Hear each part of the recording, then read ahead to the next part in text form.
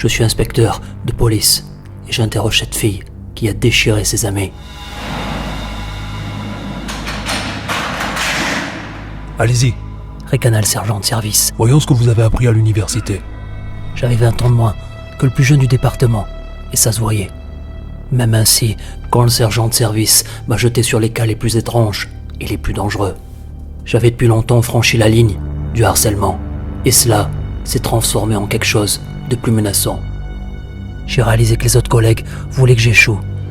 Ils n'aimaient pas les gars comme moi, des jeunes gars, des gars qui ont posé des questions, qui ont fait les choses selon les règles. Cela a gêné leur méthode de travail. Ils voulaient que leur club de vieux garçons perdure.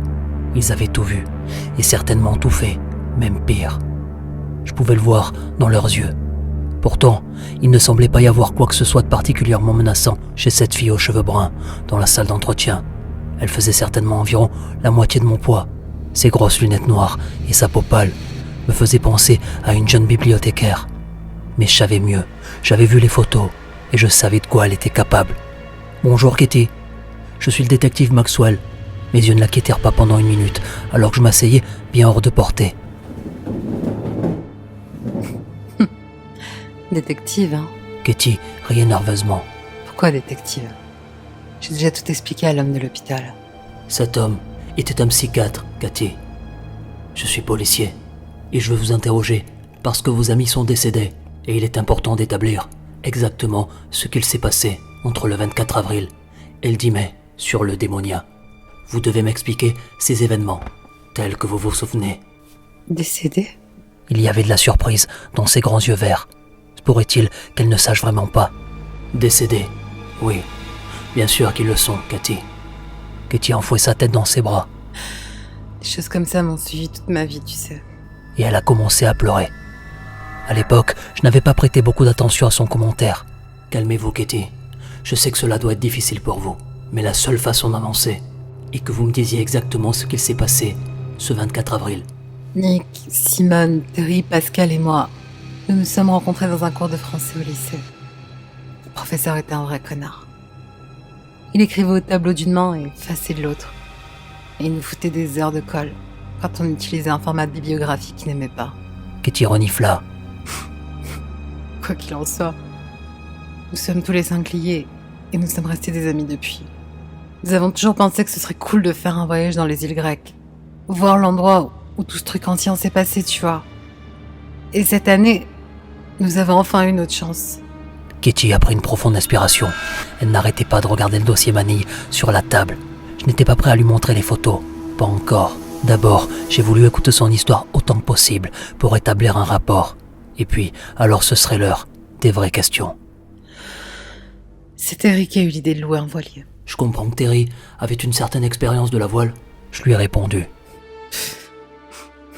Cathy renifla à travers ses larmes. Oui, en effet. Il en avait fait 2 fois avec son oncle sur un bateau de pêche. Mais le bateau que nous avions loué avait genre 4 cabines et 2 voiles. Et c'était bien hors de sa ligue. Quand vous dites le bateau, vous faites référence à le Démonia, n'est-ce pas? Cathy hocha la tête. Il a été proposé que Terry loue le bateau à une petite entreprise locale parce qu'il savait qu'il n'avait pas la licence ou l'expérience qu'une entreprise plus réputée aurait exigée. Il voulait juste impressionner Simone.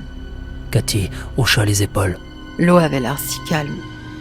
Nous ne pensions pas que quelque chose de mal arriverait.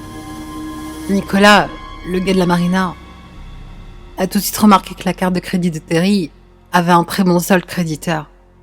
Une fois qu'il l'a vu, je pense pas qu'il se souciait de savoir si nous revenions avec le bateau ou pas. Il a fallu attendre longtemps avant que les autorités ne soient alertées, lui ai-je dit. Mais continuons. Parlez-moi de votre premier jour en mer. Oh, c'était beau. Cathy s'illuminait. On n'avait jamais rien vu d'aussi bleu. Petite maison blanche, petites îles au loin. Bronzée sur le pont avec un mec pour qui j'avais le béguin depuis la 2e année. C'était comme un rêve, jusqu'à ce que la tempête éclate. C'était quand? C'était le 2e jour donc, le 25 avril. Nous venions de terminer le dîner que nous avions préparé dans la cuisine et nous jouions à un jeu de cartes sous le pont sans trop d'enthousiasme. Nous étions tous assoiffés d'une 2e longue journée à bord au soleil. C'est probablement pourquoi nous n'avons pas remarqué que l'eau de la mer avait commencé à bouger différemment. Au moment où nous l'avions réalisé, la pluie tombait si fort et si vite que nous ne pouvions rien voir. Personne ne savait comment préparer le bateau et Terry, il pouvait même pas rentrer la voile. D'accord. Je l'ai rassuré, me penchant plus en avant, que je n'aurais certainement dû le faire. Je sais que c'est difficile. Que s'est-il passé ensuite ? Nous avons chaviré. Cathy a pratiquement crié et j'ai sursauté.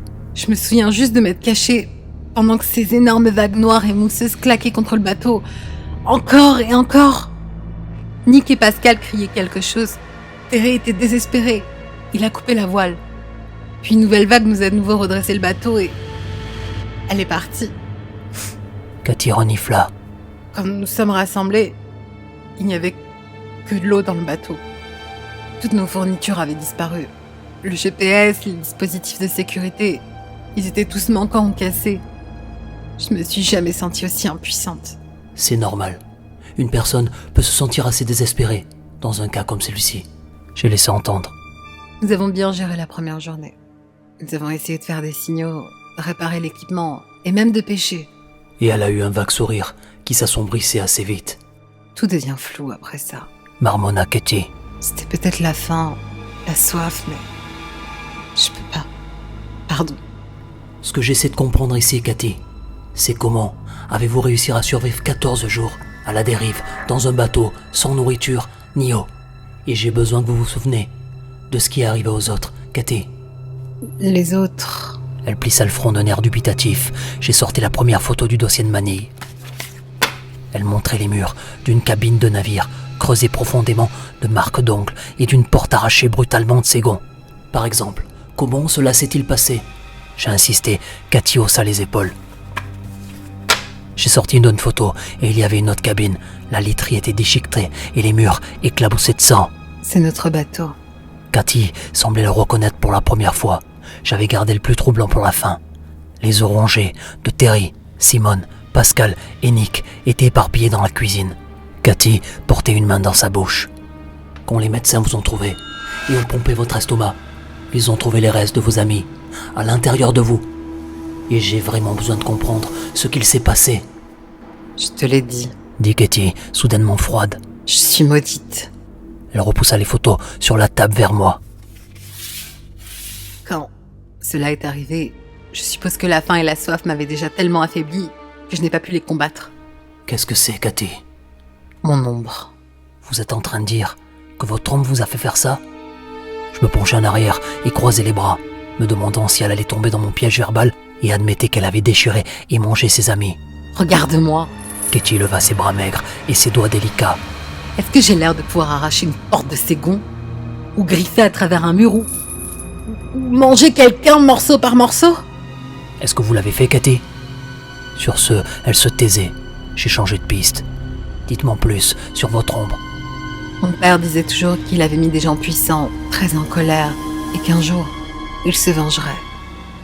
Je n'étais qu'une enfant à l'époque, et je n'associais pas son avertissement à cette femme effrayante qui m'avait offert une pièce d'or contre 13 mèches de cheveux. Au moment où j'ai dit à mes parents ce qui s'était passé, il était trop tard. Mon ombre avait commencé à changer. Ça me chuchote, tu sais. Ça me dit de faire mal quand je laisse prendre le dessus. D'habitude, je me bats, mais parfois, je cède. Et les conséquences sont terribles. Il y a une raison pour laquelle Terry, Simone, Pascal et Nick étaient mes premiers vrais amis depuis l'école primaire. C'est parce que personne ne voulait traîner avec la fille qui a mordu l'oreille de son intimidateur, tu sais. Cathy, avez-vous été déjà examinée pour une maladie mentale ? J'ai mordu l'oreille d'une fille. Renifla Cathy. Qu'est-ce que tu penses ? Elle hésita. Mais c'est différent. Je vais bien. À moins que mon ombre ne prenne le dessus. Et pouvez-vous laisser votre ombre prendre le dessus, maintenant ? Ai-je demandé, fasciné. Tu n'y survivrais pas. D'accord.